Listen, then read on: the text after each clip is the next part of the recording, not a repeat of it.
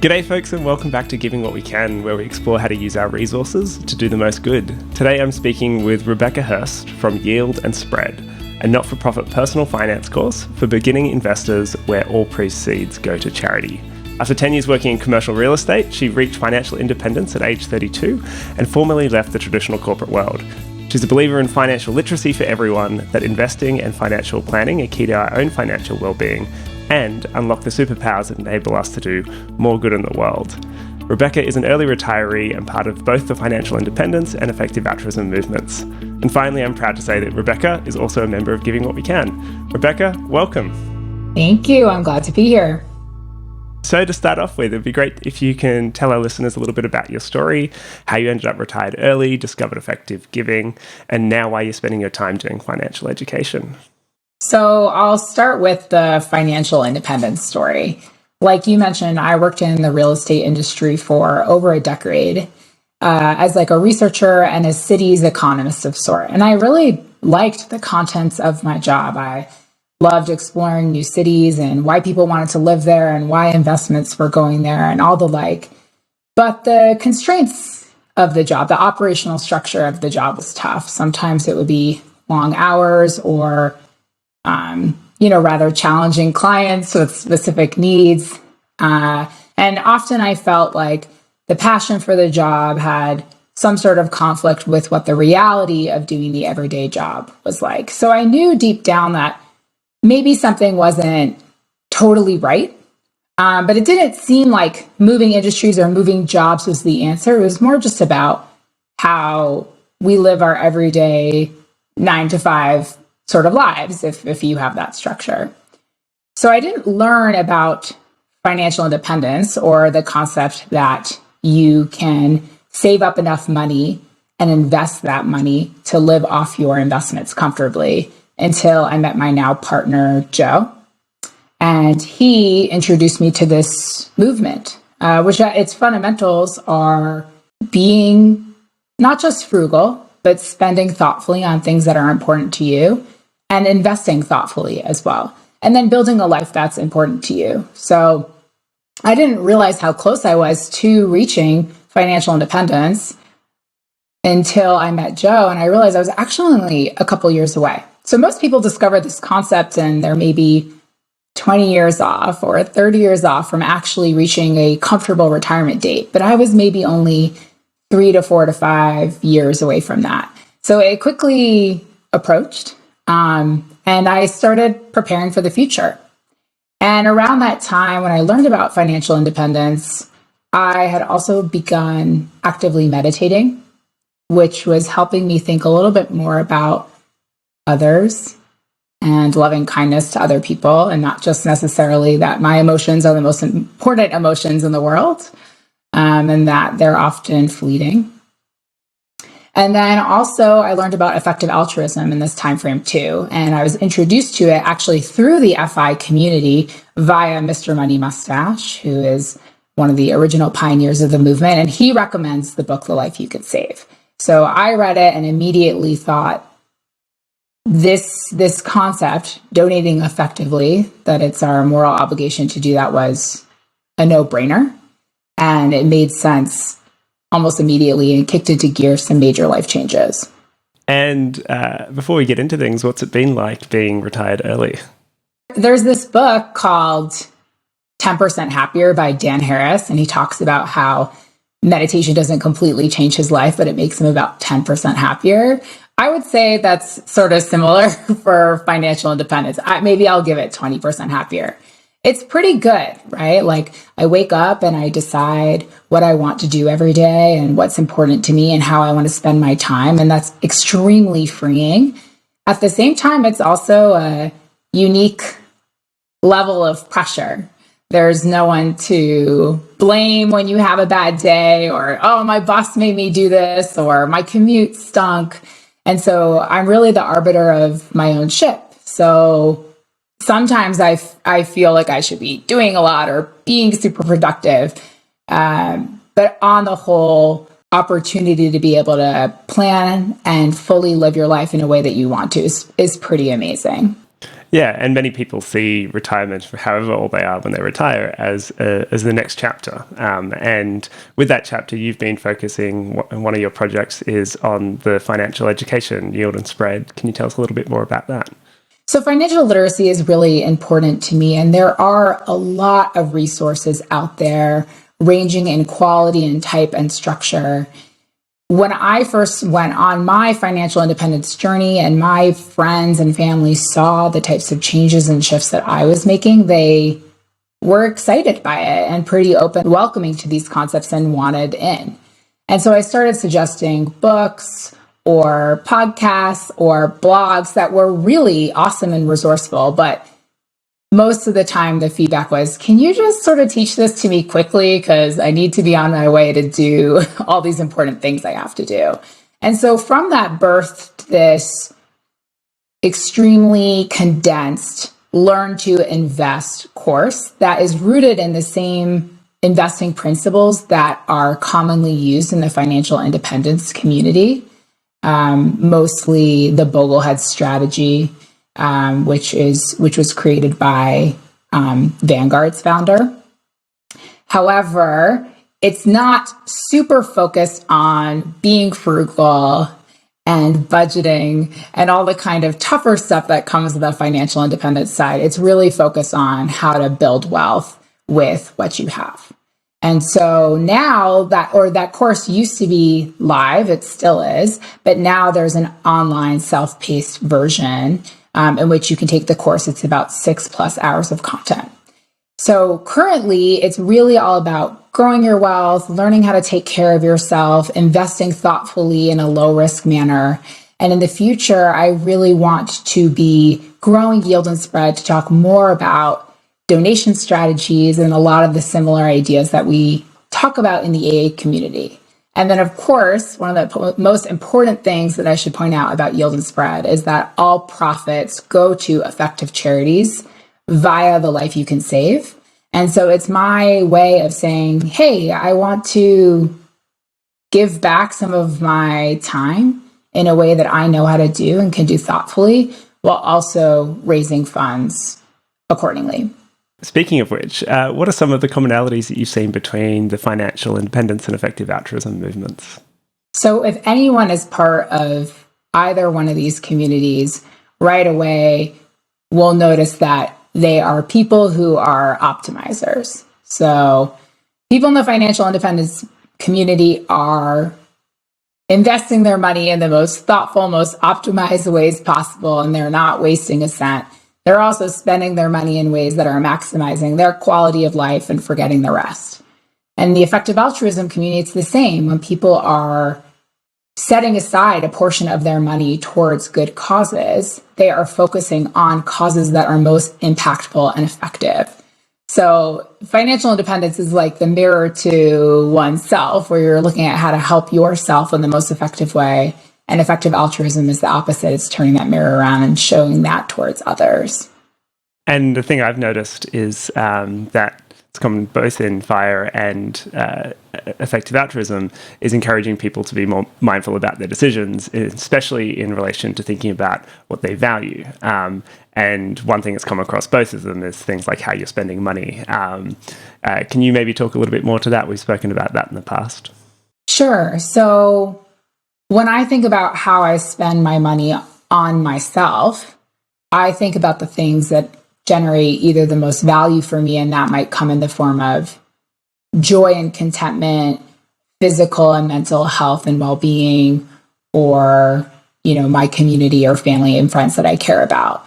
So I think about leaning into those experiences and not necessarily being frugal on those, really spending on those with intent, and then forgetting the rest. So for example, if I buy a shirt that needs dry cleaning, maybe I really like that shirt and I like the way it looks on me, but that commitment to dry cleaning it for the rest of time is not exactly valuable. So I have the ability to take a step back and say, okay, that's not the shirt for me. Whereas in the effective altruism community, when we are doing this thoughtful thing to set money aside and give to others, spending time to think about not only what's important to us, but what's the most impactful thing that we can do. That's critical to being a successful sort of member of the effective altruism community. And so I think of these things in the same way, because donating to effective causes does bring me joy. I feel like it does bring me personal health and well-being as well. And so I am personally benefiting from that experience while also giving others and doing something more meaningful than maybe just buying that shirt that needs to be dry cleaned. So I'm going to have some questions now about money, which is something I'm sure you talk about every day with Yield and Spread, or the days that you work on it. What are some of the biggest common mistakes you see people making with their money?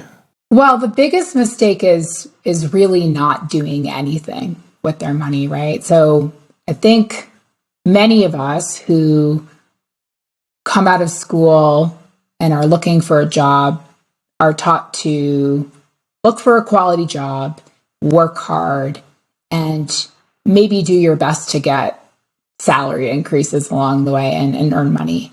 But we're often not given the tools to learn how to build wealth in other ways, such as forms of passive income, whether that's investing in the open stock market or bond market, or whether that's businesses that generate you passive income.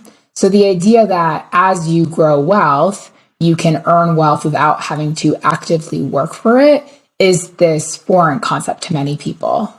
So I would say the biggest mistake that most people make is, and I wouldn't even say mistake, because it's usually simply access to what this world is like of passive income, but that comes in the form of really not doing anything outside of working their everyday jobs. So that's the biggest mistake I would say that most people make.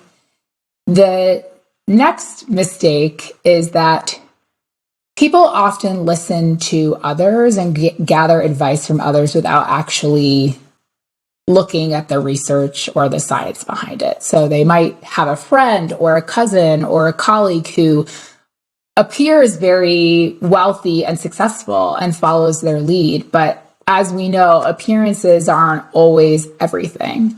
And so we become products of our environment that we're in, where we are following those that seem successful rather than taking a step back and thinking about what does success really mean to me. And so instead of taking the time to think about how much money do I actually need to live a happy and healthy life, we look at the people around us and think about how much money they have, and then we determine that's what we want. You mentioned in our event that we did, the personal finance for generous people, the example of buying a car, and not just the cost of the car, but the type of car and the associated ongoing costs and the stress that increased costs also can bring. That's something that people find that ongoing costs and the kind of like the cost of certain appearances as well can be quite something that keeping up with the Joneses in a sense. Right. And some of those things are sometimes a little more obvious, like the car, right? Someone drives a fancy car, or someone drives a car with the missing hubcap. But sometimes there are actually smaller things that we don't even realize. So, for example, when my fiance proposed to me, we used my great grandmother's ring, and she's a survivor of the Holocaust, and it was her ring from before the war. And so I could theoretically insure that ring. And it's actually, in the scheme of things, not too much money to insure a piece of jewelry. But what would the insurance be for, right? The insurance would be to replace something. And that actually is irreplaceable to me. So if I were to lose that, I wouldn't actually replace it with something. And so had I not really thought about that, I might have just been like, oh, I have a ring. I need insurance now. This is what I do. But taking a slight step back to think about what that really means actually in turn helps me value that piece and that gift for my great grandmother even more. And also, I'm not spending money in ways that aren't meaningful to me. We often think about what we might cut back on if we're thinking about finance. But what is something you think people should be spending more money on?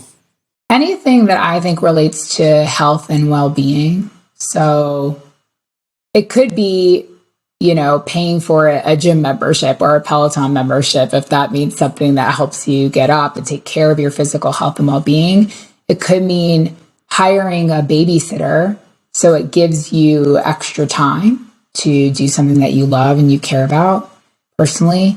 And then, of course, I think for those people in the financial position who are able to do so, setting money aside, and we could talk about that a little bit more, to create regular donations or to fuel regular donations, either on a regular, consistent basis, and what that means looks different for people. In our previous event, you went through a few different standard budgeting methods you'd recommend for people. I'd love it if you could just give a quick take of the different ways that people might approach managing their money, and particularly for people who are trying to not spend too much effort on this. I have been the victim of trying to reconcile every transaction, and that is not a way to live. So my favorite budgeting method is actually the I don't budget at all method. And so I think actually some people are surprised to find out that I do budget, but it's not something I consistently think about. But obviously that's something to work towards that comes out of building habits over a consistent period of time. So if you've never, ever budgeted before, right? If this is something you've never thought about before, the first thing that you'll want to know is your ins and outs. So most people, if you ask them, how much money do you save each year, or what's your savings rate? Most people can't really answer that question with a real number. They might say a range or something like that, but they don't actually really know after taxes, what do they put in their pockets each year, unless they are really focused on it. So the first step to budgeting is simply having a way of knowing how much you actually spend versus how much you earn. And so you can use resources like Personal Capital or Intuit's Mint that will upload all of your credit card information and checking and savings account information, and it will determine how much you're spending each year. Or you can simply just go into your bank's website and download that information. And you could even say download the last 3 months and then approximate for the full year by multiplying that by 4. So I think the first step to budgeting is, what do you actually spend? And then that's kind of like the mathy side behind it. There's other math formats too, like the 50-30-20 budget, where 50% goes to necessities, 30% goes to wants, 20% goes to savings. That's extremely popular, but I don't feel is really rooted in very much. It's not rooted on what do you need? It's just saying 50% goes to necessities, but what if you make $30,000 a year versus $200,000 a year? Those things really change versus it being rooted in, where do I live? What are my interests? Do I support my family members? What's my donation strategy? So I have to say that I think the 50-30-20 budget isn't ideal. There's also the envelope system. So I think a lot of people think of this, they set a spending limit for each expense category. So say it's groceries or entertainment or healthcare, and then they only use money for that purchase. A lot of people find success with that. Some people find it stressful because it could feel very constrained. I think if you were to use that type of system, you would want some flexibility to be able to evolve it over time based on what your values are. There's also the pay yourself first method. So first you just simply decide how much you want to set aside for your savings and investment goals, and then just use the rest for expenses. So this is a very goal-oriented way of budgeting. So if your goals are, I'd like to have a down payment for a house, I want to pay for my kids' college, and I want to donate 2% of my income every year to effective causes, those are your goals, right? And then in addition to that, you're thinking about, okay, I want to save 50% and I want to invest 20%, what's left over? So in that method, you're thinking a little bit more about what is important to you and why you want to deliver on those things. In all those strategies, for me, and there was an exercise that Joe and I did separately as a couple, sitting down and thinking about what are the 10 most things that are important to you that you would want to spend your everyday doing. So not like, I want to take a trip to the Maldives, which sounds really wonderful and sounds lovely, but more like if I have to spend my day doing things that I love, what do those look like? And maybe that's eating chocolate and having a nice glass of wine and being with my parents and taking care of my child. And then thinking about, okay, well, what are the financial things that I actually need to do to support those goals? And then I say, forget the rest. Because that's how you end up spending in a way that's meaningful to you. And this process for me changes and evolves each year. But that's okay because I know my ins and outs. I know how much money's coming in and I know how much is leaving. When I say all this, I probably make it seem really easy. I don't think that changing the way we spend money or budgeting is an easy thing to do for many people, especially because how we learned about money has really driven us to who we are today. But if you can surround yourself with people that are emulating those behaviors that you want to exhibit and learn from them, I think it's much easier to be in that environment and to easily soak all those strategies in if you're around other people that are behaving similarly. The method that I found has worked pretty well for me and my wife over the years is just a living allowance. So we just, everyday expenses that are somewhat fungible. So choosing to spend on a taxi, a nice meal out, or a new book or something like that. All of those expenses, groceries, transportation, all that just comes from an amount that we get into our account each week.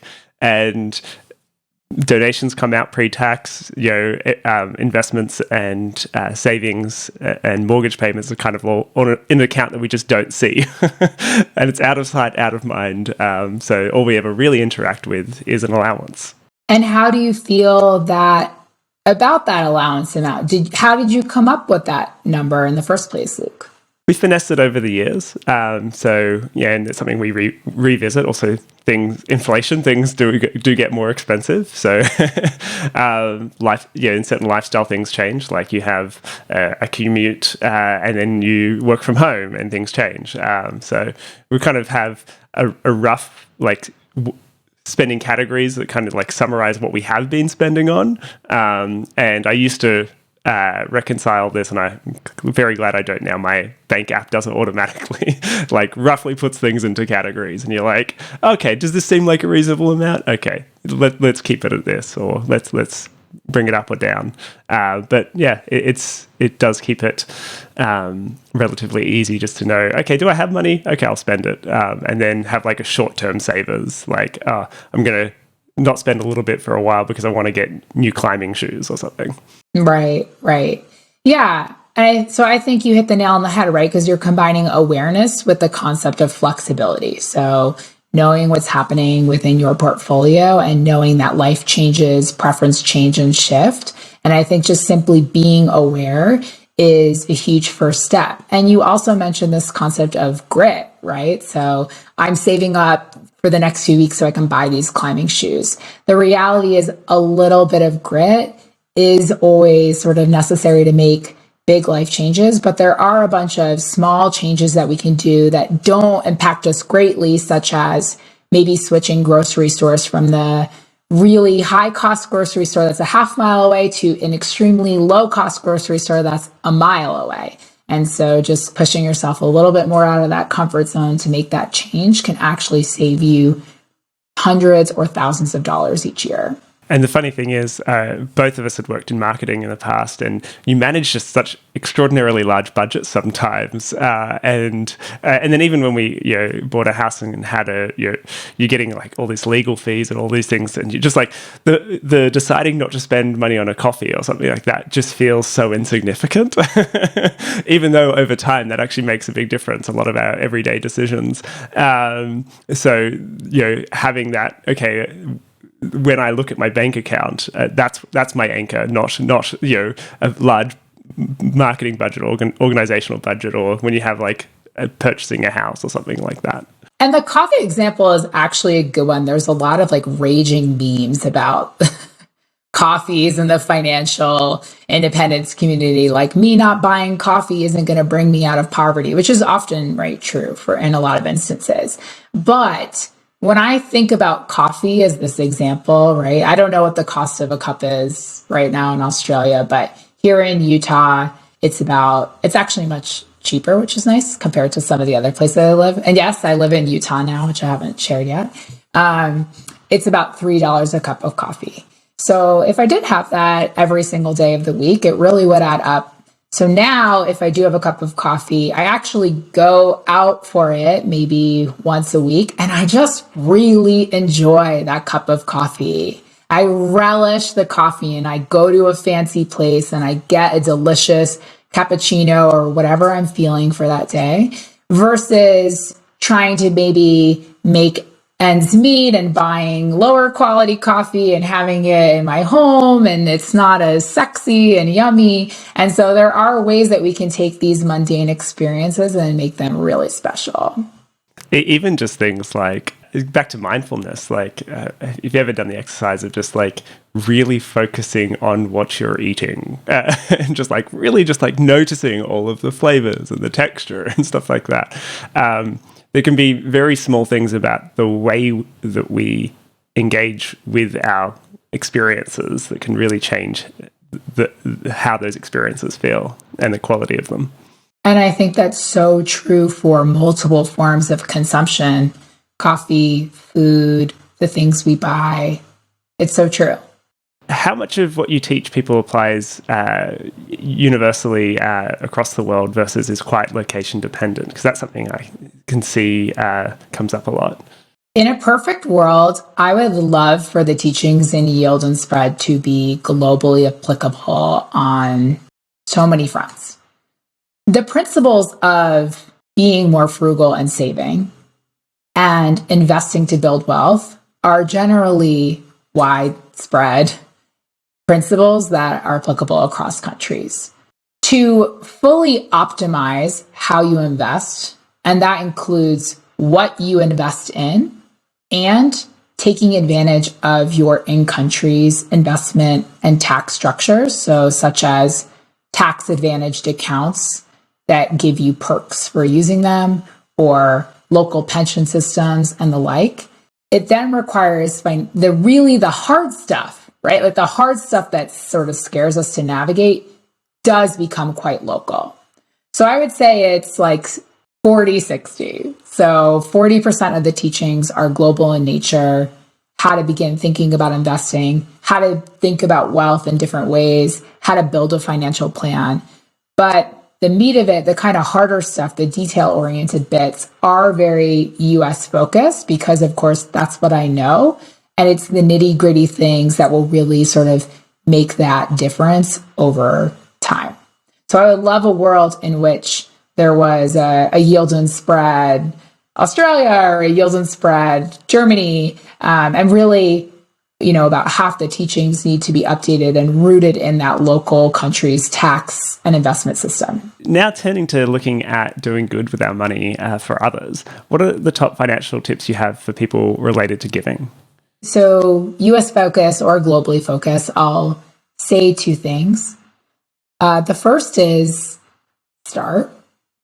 So I think habits are real, and uphill habit formation can be friction filled at first, but after a while, like you said, you don't even notice when you create these buckets. They just sort of happen. So I think just simply starting to give on a more regular and consistent basis, and using programs like Giving What We Can that help pave the way and have a lot of educational materials on how to do that, I think take all of our questions out of it because they're giving us the answer. So I think starting now is a good first step.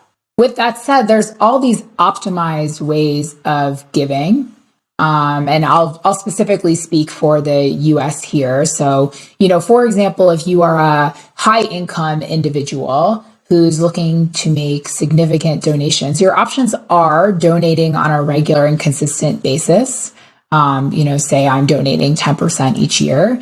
But your other options could be, say, contributing a larger amount to, say, a donor advised fund in one given tax year, and then giving an amount that's above and beyond the US standard deduction. So in that manner, you're consolidating your donations all at one time and also getting a tax benefit from that because you're giving a large amount. So that's one thing that high income individuals do here in the US. Another option could be, say, if you are trying to control the effective tax bracket that you're in, you could choose to donate stocks or bonds to those charities that accept those. And so that's actually the strategy that me and my partner, Joe, take because we don't earn a significant income anymore because we are early retirees. And so instead of selling stocks and bonds just to then go around and turn it and sell it and be taxed on those, instead we donate those stocks and bonds directly to effective charities. So that's another form. And then obviously just donating a portion of your income on a more consistent and regular basis is very real and a very strong option and really creates good habits. So there are lots of tools.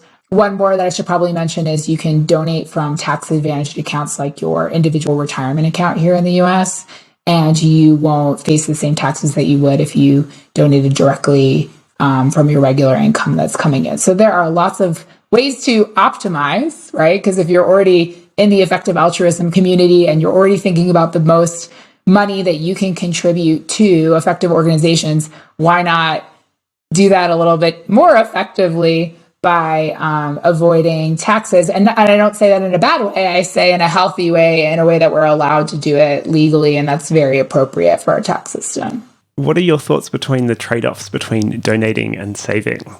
So when I have built donating into my financial plan, it really, like the way that you would treat it from building a plan for your own retirement and your own security is donating is really another expense, right? It's just an expense that is important to you and highly impactful. So anything that you spend money on, whether it's $5 on the cup of coffee or $5 on the jewelry insurance or $5, to charity is a trade-off to saving. And by the way, when I say saving, I also mean investing. So you're saving it and investing so that you're building wealth.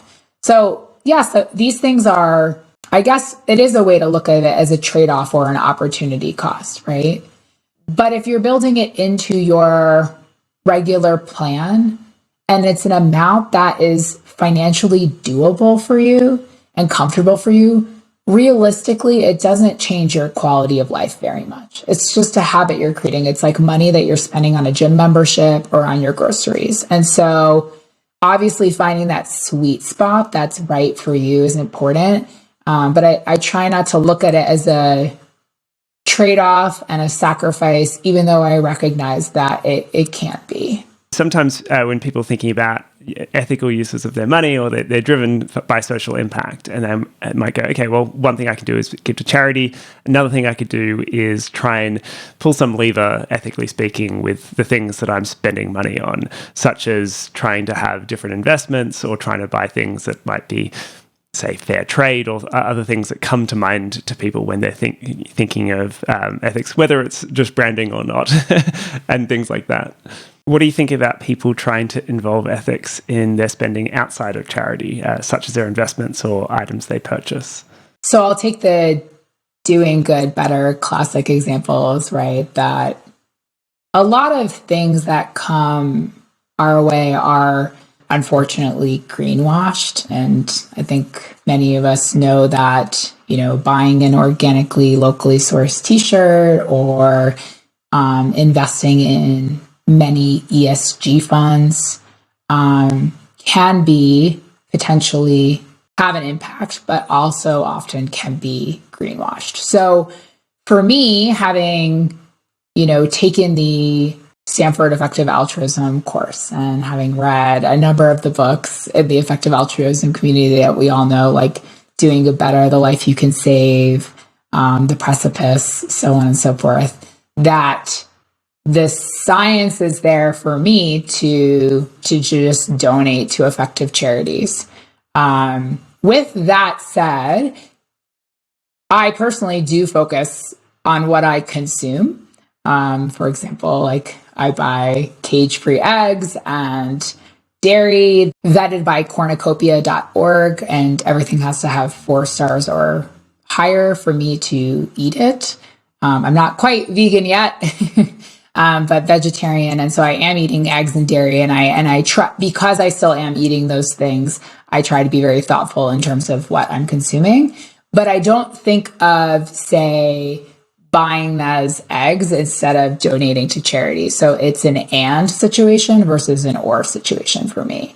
So I am passionate about how we spend our dollars. And I think certain books, I'll mention one, like Tanya Hester's new book, Wallet Activism, which is quite interesting in terms of how we spend our dollars, where we bank, where we invest, and their impact. It doesn't quite have an EA spin, but some of the guidelines that are provided in that book, I think, are helpful to make an impact in a way that doesn't really affect our quality of life so much. But at the end of the day, my core focus still very much so is philanthropy and donating to effective charities. And because I make such a big commitment to that, I have a little less energy to be maybe focused on like which t-shirt I'm buying or things like that.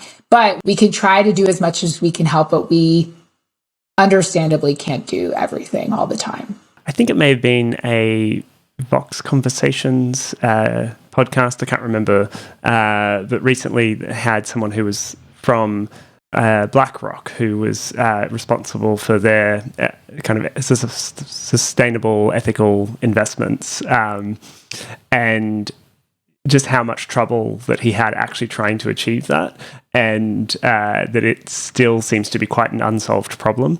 Sanjay Joshi on the Effective Altruism Forum has also written about this, but also trying to think, okay, well, maybe this is something that we can solve, but at the moment it's certainly, unfortunately, not nearly as impactful as we might hope. At the moment, to some extent, I have had some ones that have worked out quite nicely from a financial perspective, but I don't know how much impact they're having.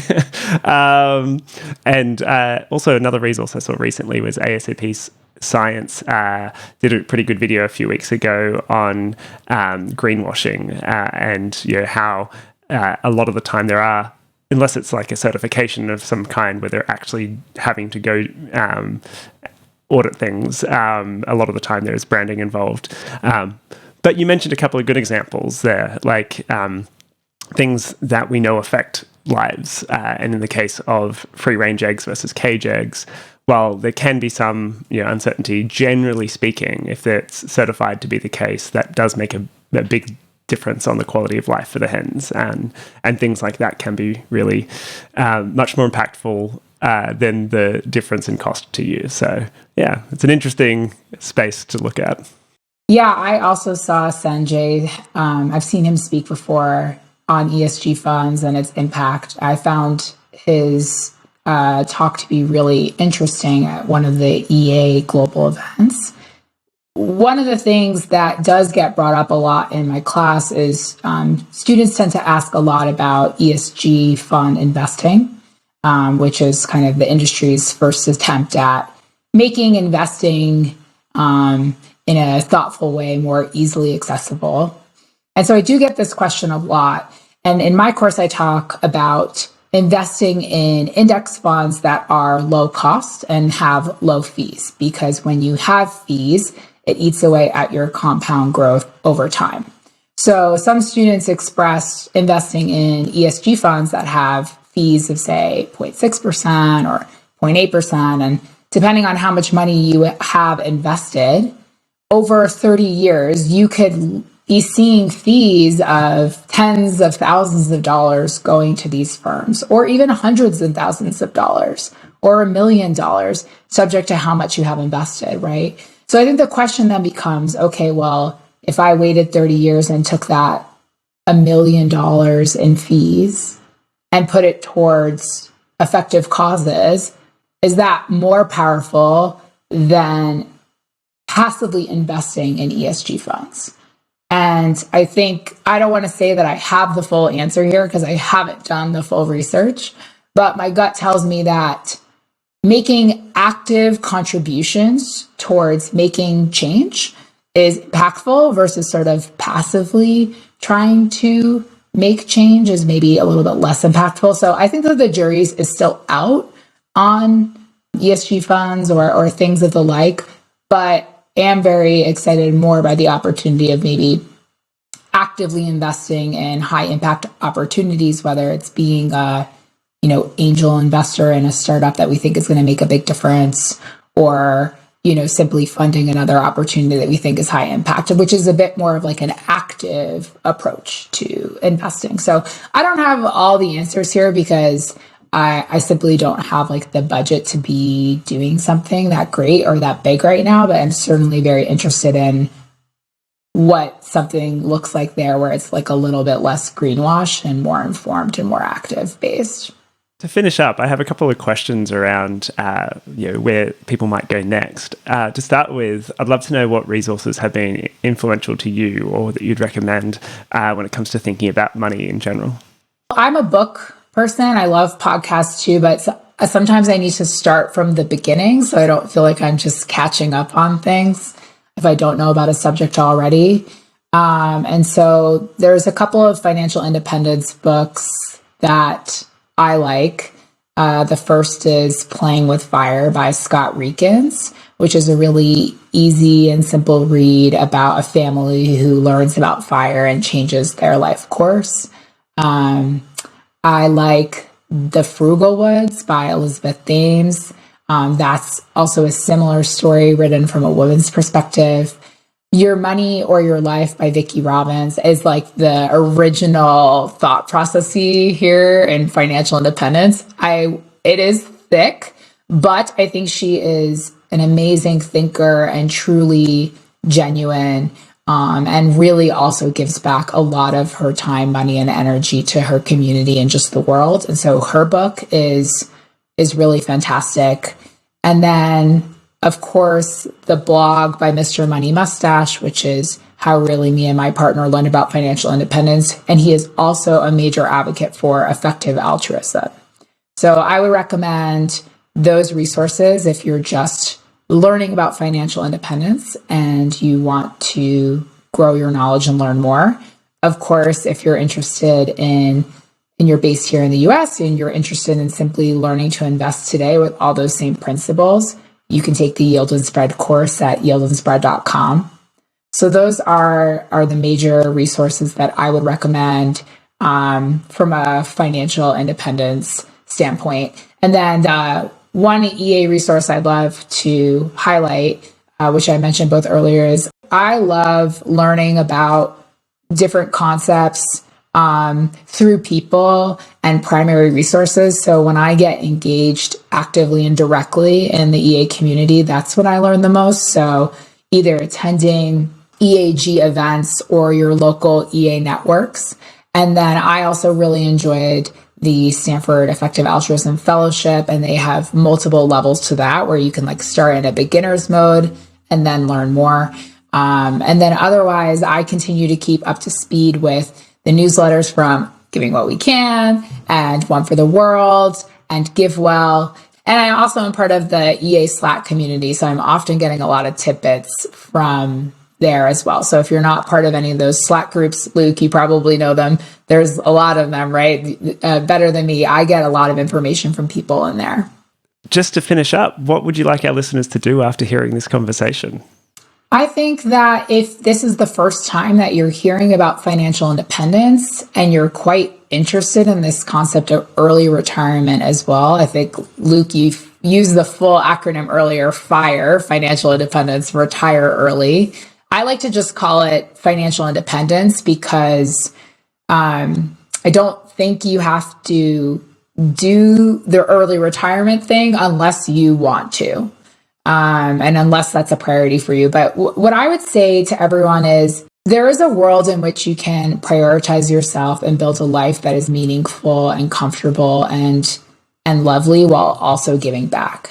And so if you're in a position where you are kind of racking your brain on how you're going to make this all work, like how are you going to donate 10% of your income while also working at a nonprofit and trying to do good by this world and make a difference, but like you feel maybe burnt out or that you could go into the burnout phase, there are ways to really set yourself up for success while also building a foundation for others. And actually another resource that I really love is The Pioneers, which is another blog, and they talk a lot about how to integrate lifestyle design into the decisions we make. And so I think you can, with a little bit of work and also creativity, to think about how to spend your days in a way that's important to you while also helping others. So check out the Financial Independence Movement if you haven't yet. And if you do know about it, please make sure to just lay the foundation to your financial plan and have security in knowing that like time is on your side. And if you invest, you might not be there today and it might be hard to see, but the power of compounding growth will help you and ultimately like bring you out into success in the future. Well, thank you again so much for your time. I always enjoy our chats, and I think it was a lot of useful resources, especially at the end there, to people who want to follow up. I do recommend people in the US in particular to check out Rebecca's course with Yield and Spread. The proceeds are donated to the Life You Can Save, an excellent organisation doing a lot of good. Thanks for joining us today. Thanks, Luke. I'm always happy to speak with you.